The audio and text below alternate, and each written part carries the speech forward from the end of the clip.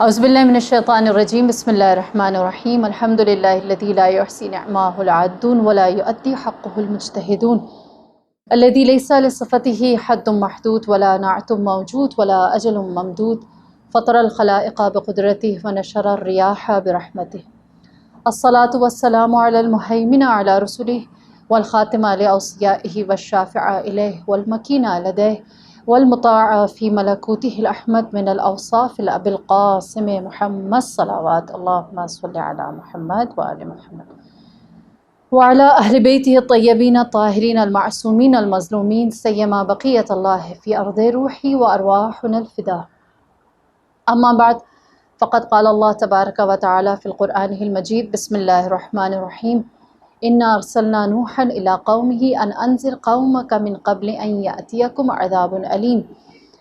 پروردگار عالم نے انسان کی ہدایت کے لیے 1,24,000 انبیاء بھیجے، ان کو ان کے ہاتھوں میں اپنے پیغام، صحیفہ یا کسی کتاب کی صورت میں، ہر ایک کے ساتھ وحی کا سلسلہ اللہ نے رکھا، اور جو کتاب اللہ کی جانب سے تا قیام قیامت کے لیے آخری اور کامل ترین قرار پائی وہ قرآن، اور اللہ سے جڑنے والا سب سے بہترین فعل یا عمل وہ ہے دعا، اور دعا جو قرآن کے اندر کسی نبی کے زبانی مل جائے تو اس سے بہتر خزانہ کچھ بھی نہیں ہو سکتا۔ اور ہم قرآن میں کیا دیکھتے ہیں، انبیاء الہی اللہ سے کیا مانگتے ہیں، بڑی چھوٹی، بڑی مشہور اور بڑی مختصر سی ایک دعا ہے، ربی زدنی علما، اے پروردگار میرے علم میں اضافہ فرما، یا اس کا اگر ہم صحیح ترجمہ کرنا چاہیں تو زدنی مجھے بڑا کر دے علم کے ذریعے سے، یا مجھ میں اضافہ فرما، میری حیثیت کو یا میرے وجود کو، میری ظرفیت کو، میری معرفت کو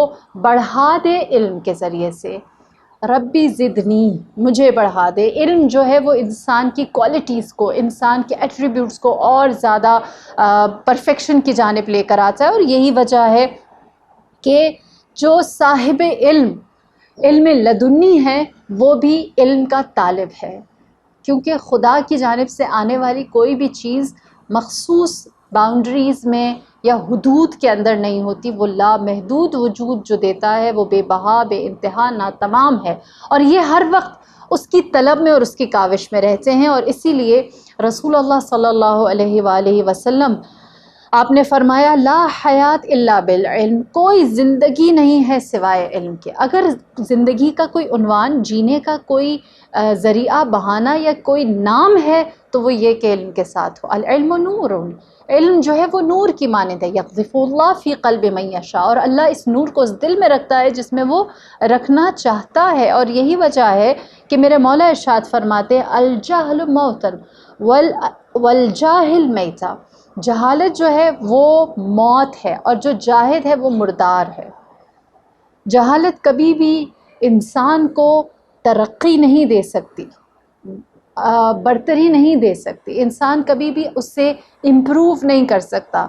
اگر کوئی راستہ ہے آگے یا ڈیولپمنٹ یا ترقی کی جانب جانے کا تو وہ علم کا ہے، وہ سیکھنے کا ہے۔ اور یہی وجہ ہے کہ ہم دیکھتے ہیں کہ رسول اللہ صلی اللہ علیہ وآلہ وسلم انسان کو اپنے قلوب کو زندہ رکھنے کے لیے جو چیز تعلیم دیتے ہیں، فرماتے ہیں مجالست العلماء و حیات القلوب، جو چیز دل کی زندگی کا باعث ہے، جو دل کو ہمیشہ زندہ رکھ سکتی ہے، پژمردگی اس میں سے ختم کر سکتی ہے، وہ ہے کہ علماء کی صحبت کو اختیار کیا جائے، علماء کی ہم نشینی کو اختیار کیا جائے، ان کی کشف برداری کی جائے۔ اور جو چیز انسان کے دلوں کو مردہ کر دیتی ہے، انسان کے دل کو سیاہ کر دیتی ہے، بے رونق کر دیتی ہے، فرمایا وہ جہالت ہے۔ ہم دیکھتے ہیں کہ حضرت یوسف، آپ کے پاس علم ہے اور آپ کے جو بھائی ہیں وہ صاحب علم نہیں ہے، کیا ہوا؟ تاریخ گواہ ہے کہ ان سے کتنی بڑی خطا سرزد ہوئی۔ قوم موسیٰ حضرت موسیٰ کی عبادات کو تو فالو کرتی ہے، لیکن علم کے معیار میں وہ اس طرح سے آگے نہیں بڑھتے، لہٰذا ان کے لیے ابتری آ جاتی ہے۔ کیا چیز وجہ بنی کہ باب مدینۃ العلم کے سامنے لوگ کبھی جنگ نہروان لے کر آئے، کبھی جنگ صفین لے کر آئے، کبھی جنگ جمل لے کر آئے، کیوں؟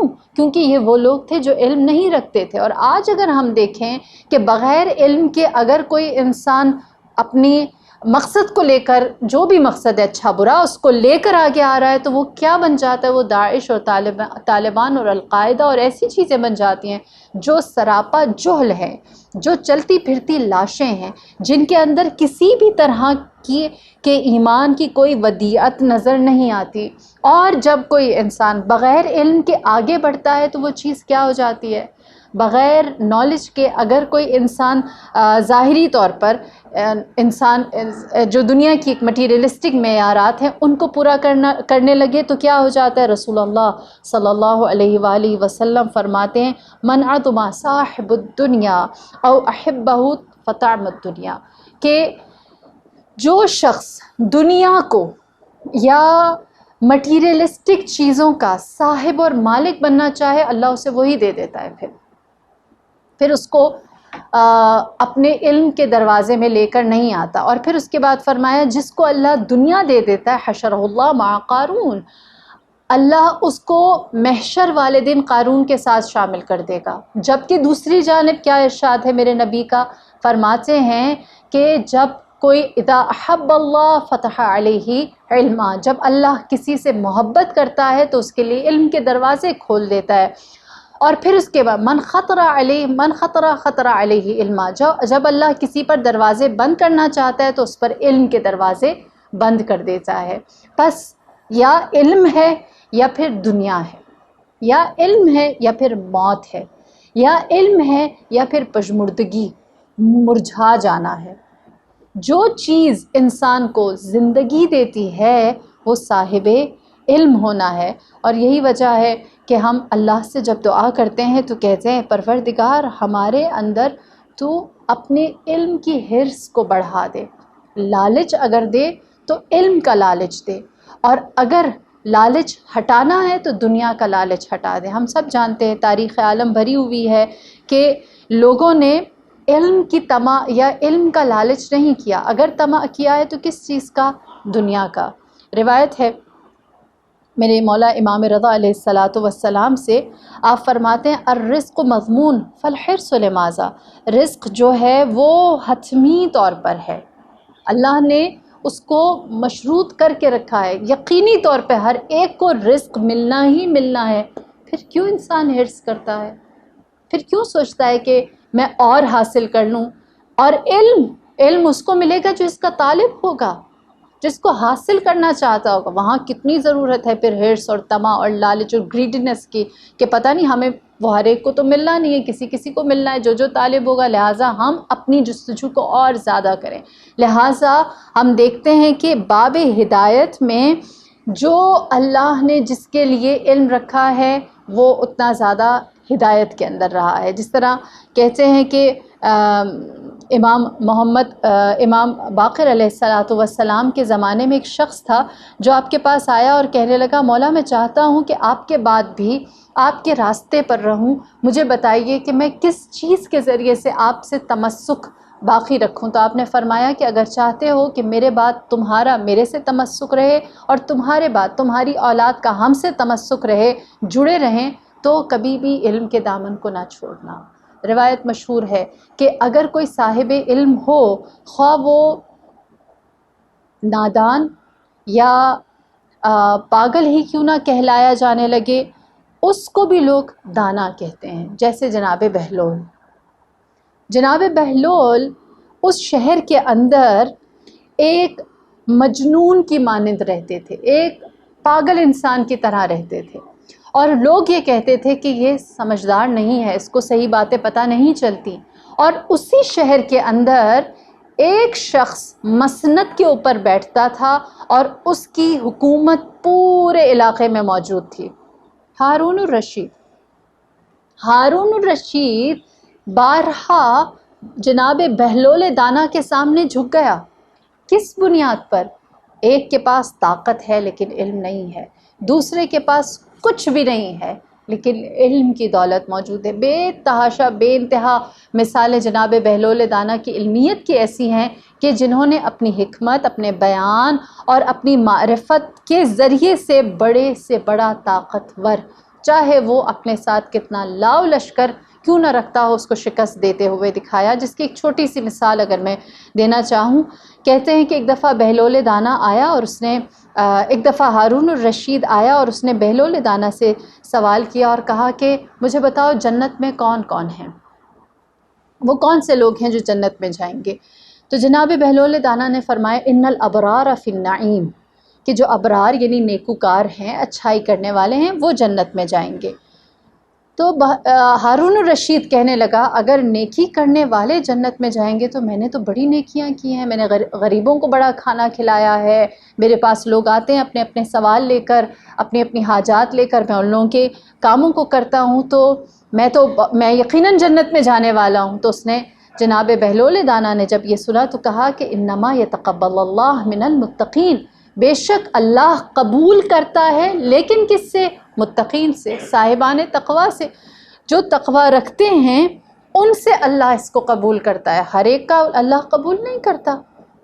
نیکی قبول کرنے کے لیے نیت شرط ہے، جس کی نیت کے اندر نیکی نہیں ہوگی وہ کس طرح سے وہ کرے گا؟ تو اس نے ہارون الرشید نے یہ سنا تو کہا کہ میں اللہ کی رحمت چاہوں گا کہ وہ اپنی رحمت سے میری نیکیوں کو قبول کر لے، جو میں نے اچھائی کی ہے، میری جو بھلائی ہے وہ تقوی کے تو معیار پر نہیں اترتی، میں متقی تو نہیں ہوں، لیکن میں اللہ کی رحمت میں شامل ہو سکتا ہوں۔ تو اس نے جب جناب بہلول دانا نے یہ سنا تو فرمایا کہ ان رحمت اللہ قریب من المحسنین، بے شک اللہ کی جو رحمت ہے وہ احسان کرنے والوں کے قریب ہے، احسان کرنے والوں کو ملتی ہے۔ جب اس نے یہ سنا کہ احسان کرنے والوں کو، کیونکہ یہ تو بطور احسان کا مطلب کیا ہے؟ احسان کا مطلب یہ ہے کہ آپ بے غرض ہو کر دوسروں کے ساتھ نیکی کریں، آپ اس لیے دوسروں کے ساتھ نیکی نہ کریں کہ آپ کی مشہوری ہو جائے گی یا لوگ آپ کے سپورٹر ہو جائیں گے یا آپ کی طاقت میں اضافہ ہو جائے گا۔ احسان کرنے والا کبھی بھی بغیر بدل کے، احسان کرنے والا کبھی بھی بدلے کے لیے یا اس کا واپس کچھ لینے کی نیت سے کچھ نہیں کرتا۔ احسان کرنے والا جب دیتا ہے تو بے غرض ہو کر، بغیر کسی واپسی کے مطالبے کے، جس طرح اللہ ہمارے اوپر احسان کرتا ہے نا، ہمیں سب کچھ دیتا ہے، اللہ ہم سے کیا لے سکتا ہے؟ ہم اللہ کو اس کے بدل کیا دے سکتے ہیں؟ لہٰذا جو اللہ نے دیا ہے وہ اس کا فضل اور اس کا احسان ہے۔ اور جب کوئی انسان اللہ کی رحمت کے قریب ہونا چاہتا ہے تو وہ جو نیکی کرے وہ بغیر کسی بدل کے کرے، بغیر کسی مطلب کے کرے، تو یہ احسان ہے۔ یہ جانتا تھا ہارون الرشید کہ میں نے احسان تو نہ کیا، میں نے جو کچھ کیا ہے میں اس کے بدل میں کچھ نہ کچھ لوگوں سے چاہتا ہوں، چاہے وہ اپنی طاقت کو زیادہ کرنا ہو یا لوگوں کی سپورٹ ہو یا پھر لوگوں کو اپنا گرویدہ بنانا ہو۔ لہٰذا اس نے کہا کہ میرے پاس اور کچھ نہیں، نہ میرے اعمال ہیں نیکی کے، نہ میں صاحب تقوی ہوں، نہ میں رحمت میں شامل ہو سکتا ہوں کیونکہ میں محسنین میں نہیں ہوں، ہاں میں بنو عباس میں سے ہوں اور میرے پاس رسول اللہ کی قرابت داری ہے۔ آپ جانتے ہیں کہ بنو عباس جناب ابن عباس کی اولاد میں سے تھے، لہٰذا وہ اس حوالے سے اپنے آپ کو رسول اللہ کے متقربین یا قرابت داروں میں گردانتے تھے۔ اس نے کہا کہ میرے پاس کچھ بھی نہیں ہے سوائے اس کے کہ میں یہ سوچوں کہ شاید قرابت داری میرے کام آ جائے گی۔ جب بہلول دانا نے یہ سنا تو فرمایا کہ اللہ قرآن میں کہتا ہے فَلَا أَنْسَابَ بَيْنَهُمْ فَإِذَا نُفِخَ فِي الصُّورِ فَلَا أَنْسَابَ بَيْنَهُمْ، جب سور پھونک دی جائے گی تو کوئی حسب نسب، کوئی رشتہ داری، کوئی باپ بیٹے کا، کوئی شجرے کا حساب کتاب نہیں ہوگا۔ تب انسان بطور ایک انڈیویجول، ایک فرد، ایک وجود کے اٹھایا جائے گا اور اس وقت وہ ہوگا اور اس کے اعمال ہوں گے، لہٰذا کوئی حسب نسب نہیں ہے۔ تو اس نے کہا اگر ایسا ہے کہ حسب نسب بھی اگر میرے کام نہیں آئے گا تو میں شفاعت کا طلبگار رہوں گا، میں کہوں گا کہ کوئی میری شفاعت کر دے تاکہ میں جنت میں جا سکوں، ان افراد سے متمسک ہو جاؤں گا۔ تو جناب بہلول نے کہا اگر شفاعت کی بات کرتے ہو تو خداوند کریم قرآن میں کہتا ہے لا تنفع الشفاعة الا من اذن له الرحمن، کہ شفاعت کسی کو بھی فائدہ نہیں دے سکتی جب تک اذن رحمان نہ ہو، اللہ کی مرضی، اللہ کی اجازت نہ ہو، یعنی خدا چاہے گا تو پھر اس کو شفاعت مل سکے گی، اگر اللہ نہیں چاہے گا تو شفاعت بھی نہیں مل سکے گی۔ ساری چیز اذن الہی پر ہے، ہر چیز جو ہے وہ سوائے اللہ کی مرضی کے اور کسی طرح نہیں چل سکتی۔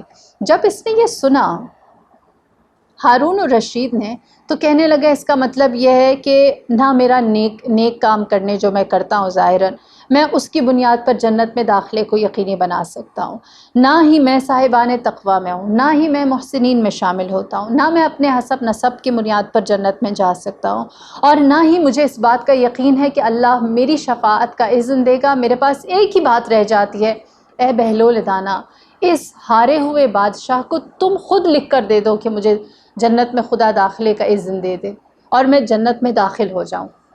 جب بہلول دانا نے یہ سنا تو آپ نے فرمایا کہ میں جو خود جنت کا طالب ہوں اپنے لیے جب میں یقین نہیں رکھتا تو تمہیں کیسے لکھ کے دے سکتا ہوں؟ میں تم سے کہہ رہا ہوں کہ اذن الرحمن کہ اللہ کی مرضی ہوگی تو یہ اذن میرے ہاتھ میں ہی نہیں، یہ تو خدا رحمان کے ہاتھ میں، یہ ممکن ہی نہیں ہے کہ میں تمہیں لکھ کر دے دوں۔ اب جب یہ جناب بہلول نے کہا تو اس کے بعد یہ کہنے لگا ہارون الرشید کہ اے بہلول میرے پاس ایک ہی درخواست رہ جاتی ہے، وہ یہ کہ اگر مال دنیا میں تمہارا کوئی قرض ہے تو وہ میں چکا دیتا ہوں، تمہیں مال کی ضرورت ہے تو وہ میں ادا کر دیتا ہوں، اور شاید تمہارے لیے یہ نیکی کرنے کے بعد میں اپنی آخرت اور اپنی عاقبت کے لیے کچھ اچھا سوچ سکوں گا۔ جب بہلول دانا نے یہ سنا تو آپ نے فرمایا تم میرا قرض اتارو گے جب کہ تم خود قرض دار ہو، قرض دار نہیں اتار سکتا، اور پھر فرمایا تم خود جواب دہ ہو تو میرے لیے تم کس طرح سے کوئی چیز فراہم کر سکو گے، لہٰذا تمہارے پاس جو مال ہے وہ اللہ کی جانب سے ہے، جو اللہ کا قرض ہے اس میں سے تم کوئی قرض نہیں اتار سکتے، اور تمہارے پاس جو زندگی ہے تم اس کے مسئول یا جواب دہ ہو، تم کسی اور کے لیے کوئی چیز فراہم نہیں کر سکتے۔ بس یہاں سے واضح ہوتا ہے کہ جو صاحب علم ہوتا ہے وہ کس طرح سے طاقت کی کمی کے باوجود بڑے سے بڑے طاقتور پر فتح حاصل کر لیتا ہے، اور ہم سرزمین کربلا میں بھی اس کی بہترین زندہ مثال دیکھتے ہیں۔ ایک جانب جہالت محض ہے اور دوسری جانب باب مدینۃ العلم کے وارثین موجود ہے ہستی جناب زینب کبریٰ عالمہ غیر معلمہ کی، جن کے بارے میں امام زین العابدین علیہ السلام آپ ارشاد فرماتے ہیں کہ آپ ایسی عالمہ ہیں، صاحب علم ہیں کہ جس کو کسی معلم یا استاد نے نہیں سکھایا ہے، اور پھر اس کے بعد دوسری جانب باب مدینۃ العلم کے وارث جنت کے سردار سید الشہداء مصباح الہدا کشتی نجات موجود ہیں کہ جن کے بارے میں زمین اور آسمان ان کی فضیلت کا نہ صرف معترف نہیں ہو سکتا بلکہ اس کا متحمل بھی نہیں ہو سکتا۔ اسی لیے امام معصوم فرماتے ہیں کہ اگر مقام سید الشہداء امام حسین علیہ السلام کو دیکھنا اور جاننا ہے تو اپنی آنکھوں کو عرش کا قاری بناؤ، عرش کی قراءت کے قابل بناؤ، تو پھر تم سمجھ سکو گے کہ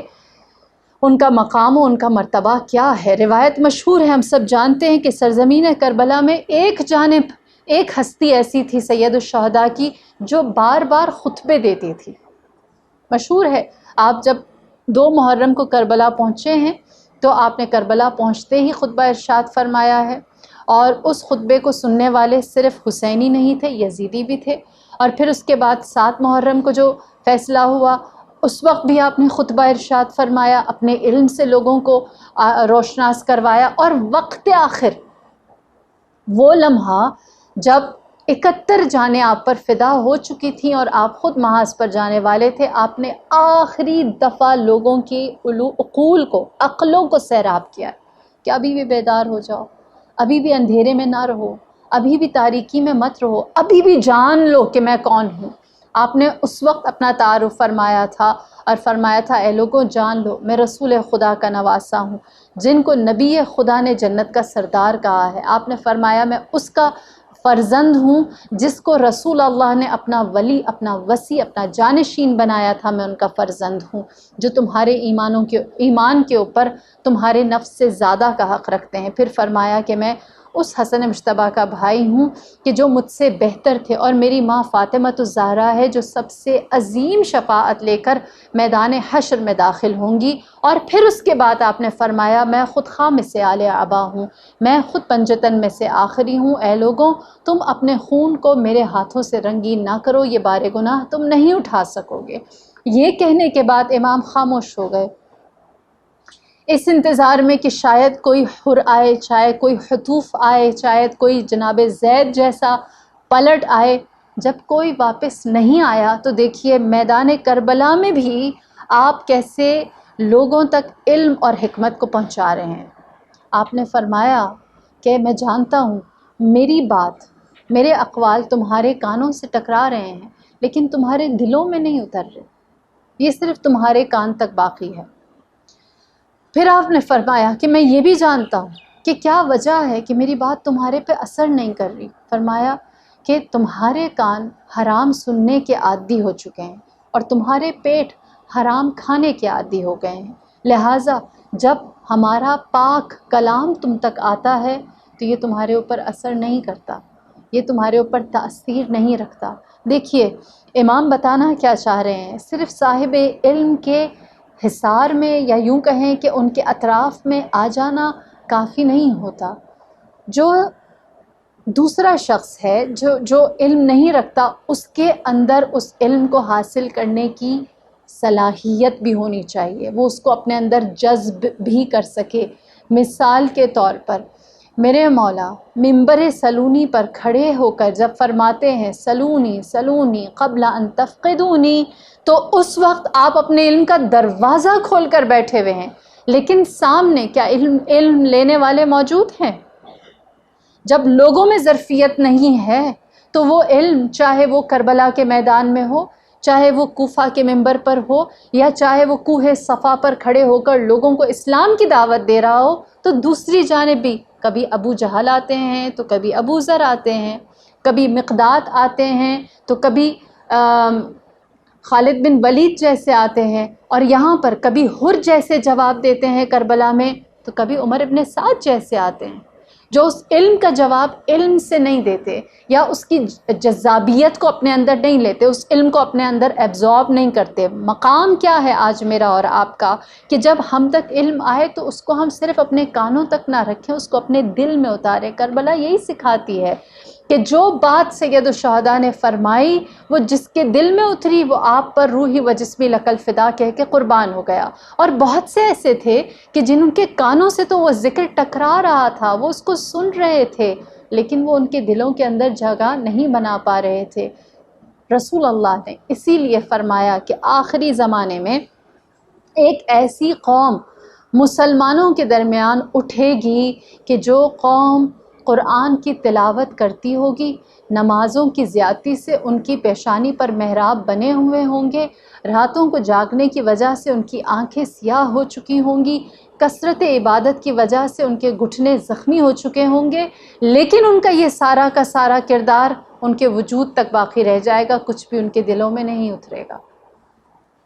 لہٰذا جو علم کے بغیر اتنی کثرت کے ساتھ عبادت کرے، وہ علم ان کے اگر سینے میں نہیں، ان کے وہ عبادت اگر بغیر علم کے ہے تو وہ ان کی شخصیت میں کوئی حیثیت نہیں رکھتا۔ اور اگر ہم لوگ ان افراد کو دیکھیں کہ جو باب مدینۃ العلم کے علم کے پیاسے رہے، تاریخ گواہ ہے، بہت خوبصورت خطبہ ہے، آپ لوگوں کو کبھی وقت ملے تو ضرور پڑھیے گا، نہج البلاغہ میں خطبہ نمبر 64، جس میں امیر کائنات ارشاد فرماتے ہیں کہ کاش مجھ سے پوچھنے والے ہوتے، میرے پاس علم کے ایسے خزانے موجود ہیں جس طرح صحرا میں ذرے ہوتے ہیں، کاش مجھے اس کے اٹھانے والے مل جاتے۔ آپ نے فرمایا جس طرح آسمان پر ستارے موجود ہیں اس طرح سے میرے پاس علم کے ابواب، دروازے موجود ہیں، اور کاش کچھ ایسے لوگ ہوتے جو ان ابواب علوم میں سیر کرنا پسند کرتے۔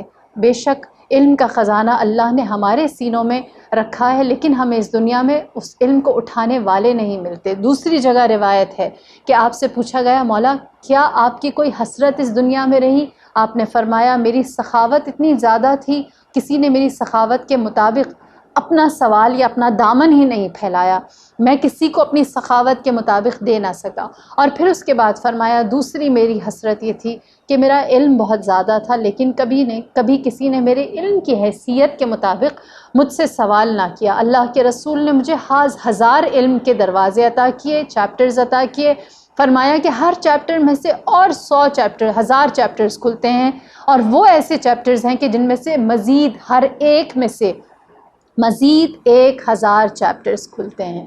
لہٰذا جو کربلائی ہے وہ کبھی بھی جاہل نہیں ہو سکتا، وہ کبھی بھی گمراہ نہیں ہو سکتا، وہ کبھی بھی اپنی ذات کو جہالت کی مردگی میں ڈال کر حسینیت سے نہیں جڑ سکتا۔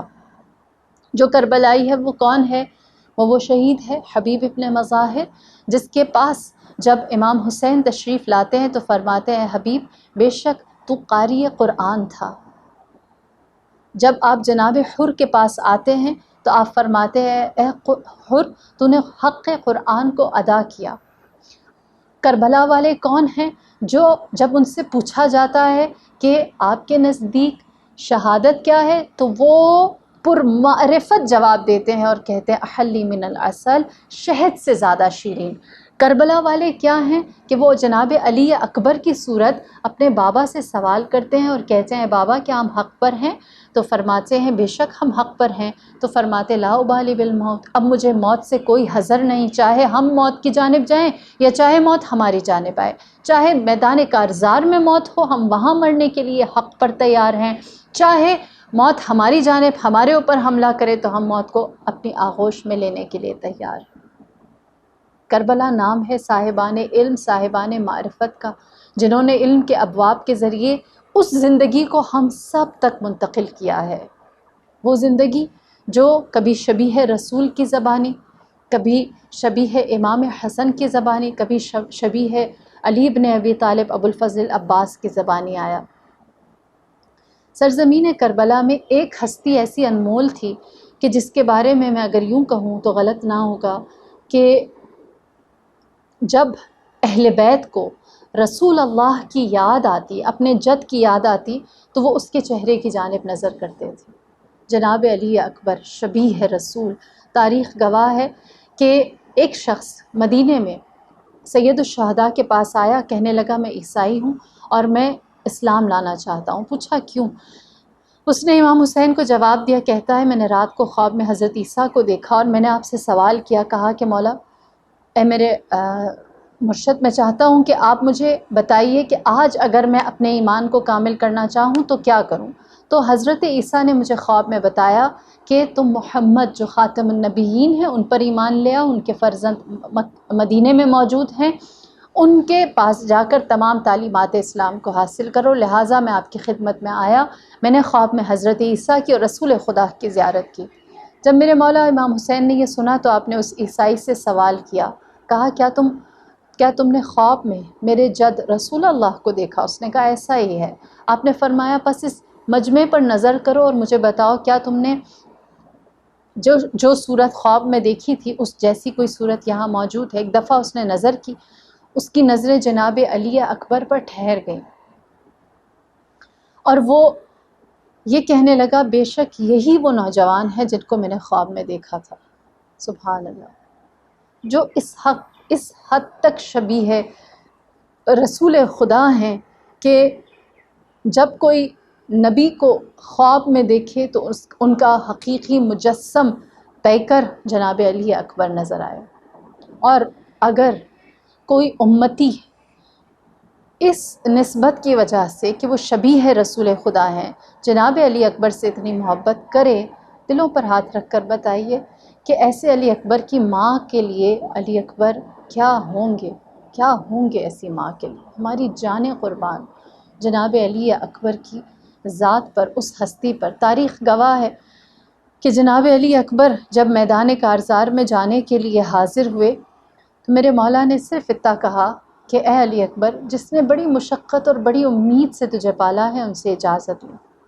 آپ خیمہ ام لیلہ، خیمہ جناب زینب کبریٰ میں تشریف لائے، اذن جہاد مانگا، بیویوں نے اپنے اولادوں کو راہ خدا میں قربان کرنے کی نیت کر رکھی تھی، کسی نے راستہ نہ روکا، لیکن جو رسول کی خوشبو دیتا ہو اس کو ودا کرنا یقیناً دشوار تھا۔ کہتے ہیں کہ جب بھی کوئی مجاہد خیموں میں سے نکلتا تھا تو جناب زینب کبریٰ نعرہ تکبیر لگا کر انہیں ودا کرتی تھی۔ سید الشہداء نے جناب علی اکبر کو اپنے ہاتھوں سے تیار کیا اور ہاتھ آسمان کی جانب بلند کر کے ارشاد فرمایا، اللہم اشہد ہؤلاء القوم، اے پروردگار اس قوم کے اوپر گواہ رہنا جن کی جانب مبارزے کے لیے وہ جا رہا ہے جو صورت میں اور سیرت میں تیرے رسول کی شباہت رکھتا ہے۔ یہ کہتے ہوئے جناب علی اکبر میدان کی جانب چلے اور سید الشہداء ان کے پیچھے پیچھے قدم بڑھانے لگے۔ روایت ہے کہ علی اکبر ذرا آگے گئے تو آپ نے پلٹ کر دیکھا کہ بابا پیچھے آ رہے ہیں۔ کہا، ہے بابا، کیا میری شجاعت پر بھروسہ نہ رہا؟ فرمایا کہ اے علی اکبر، تیری اولاد نہیں ہے، تو نہیں جانتا اولاد کا غم کیا ہے۔ ہمیشہ قربانی آگے ہوتی ہے اور قربانی دینے والا پیچھے ہوتا ہے۔ یہ کہہ کر علی اکبر کو سوئے مقتل روانہ کیا۔ تاریخ کہتی ہے کہ کبھی بھی کسی مجاہد پر سید الشہداء نے ایسے نظر نہ گاڑی جیسے علی اکبر پر گاڑی۔ ہر قدم جو اٹھاتے میرے مولا اس کے اوپر نظر گاڑے رکھتے۔ جناب زینب کبریٰ جانتی تھی، لہٰذا آپ نے جناب فضہ سے کہا، ہے فضہ، اپنے نظروں کو حسین کے چہرے پر گاڑے رکھو۔ جیسے جیسے سید الشہداء کے چہرے کے تاثرات بدلتے جائیں ہمیں اطلاع دیتی رہنا۔ اس کا مطلب یہ ہے کہ علی اکبر کے احوال ہم تک پہنچتے رہیں گے۔ جناب فضہ آئیں، اطلاع دی کہ حسین کے چہرے پر اضطراب ہے، پریشانی ہے۔ جناب زینب کبریٰ گئیں، احوال پوچھے تو سید الشہداء نے بتایا، فرمایا کہ اے زینب، اب علی اکبر کے سامنے ایک پہلوان جنگ کرنے کے لیے آیا ہے۔ زینب کبریٰ نے کہا، بھیا پریشان کیوں ہوتے ہیں؟ فرمایا، اس لیے کیونکہ وہ پہلوان سیراب ہو کر آیا ہے، پانی پی کر آیا ہے، جبکہ میرا علی اکبر 3 دن کا بھوکا اور پیاسا ہے۔ لیلہ سے کہو کہ ماں کی دعا اولاد کے حق میں قبول ہوتی ہے، وہ دعا کرے علی اکبر کے لیے۔ جناب لیلہ پشت خیمہ گئیں، اپنے ہاتھوں کو آسمان کی جانب بلند کیا اور فرمایا، اے یوسف کو یعقوب کی جانب پلٹانے والے، میرے علی اکبر کو میرے پاس پلٹا دے۔ ماں کی دعا اولاد کے حق میں قبول ہوئی۔ جناب علی اکبر پلٹ کر آئے، جب آئے تو اپنے بابا سے کیا کہا؟ فرمایا، اے بابا، پیاس کی شدت ہے، کلیجہ کباب ہوتا ہے، ہو سکے تو مجھے سیراب کر دیجئے۔ میرے مولا نے اپنے دہن اقدس سے زبان نکالی، علی اکبر کے منہ میں جو دی، بیٹے نے سمجھ لیا کہ باپ بوڑھا ہے اور مجھ سے زیادہ پیاسا ہے، آپ کی زبان کانٹے کی مانند ہو چکی ہے، لہٰذا فرمانے لگے، اے بابا، میں سمجھ گیا کہ میری مصیبت کتنی ہی بڑی کیوں نہ ہو، آپ کی مصیبت اس سے زیادہ بڑی ہے۔ میرے مولا نے اپنی عقیق کی انگوٹھی جناب علی اکبر کو دی اور فرمایا، اس کو دہن میں رکھو، اس سے تمہارا منہ تر رہے گا۔ آخری دفعہ سب نے علی اکبر کی زیارت کی، اس چہرہ نازنین کو دیکھا، رسول کی شباہت دیکھی، خوشبو رسالت کو اپنے درمیان محسوس کیا، اور اس کے بعد اللہ جانے اور قلب جناب زینب کبریٰ اور لیلہ اور سید الشہداء جانے کہ وہ کیا قیامت تھی، کیسے علی اکبر کو میدان کی جانب بھیجا۔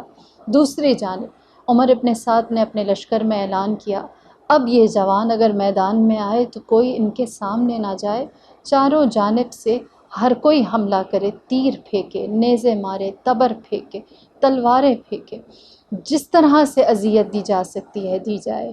لہٰذا جب جناب علی اکبر میدان کی جانب بڑھے تو آپ کے اوپر 4 جوانب سے حملہ ہوا۔ حیدر کرار کے پوتے نے گھمسان کی جنگ کی، لیکن ایک نیزے کا وار ایسا آیا جو جناب علی اکبر کی پشت پر آ کر لگا۔ کسی نے آپ کے سر اطہر پر تلوار کا وار مارا، ایسا خون کا فوارہ پھوٹا کہ وہ خون گھوڑے کی آنکھوں میں چلا گیا، گھوڑا راستہ بھٹک گیا، یہاں تک کہ زخمی علی اکبر لشکر سے باہر آنے کی بجائے گھوڑا آپ کو لشکر کے اندر لے کر گیا، یہاں تک کہ چاروں جانب سے حملے ہوئے۔ علی اکبر نے اپنی آخری آواز لگائی، علیک منی سلام یا ابتا یا ابا عبداللہ، میرا سلام آخر قبول کیجیے اے میرے بابا، اے میرے سید، میرے مولا۔ اتنا کہنا تھا کہ جناب سید الشہداء یہ پیغام سن کر کھڑے ہوئے۔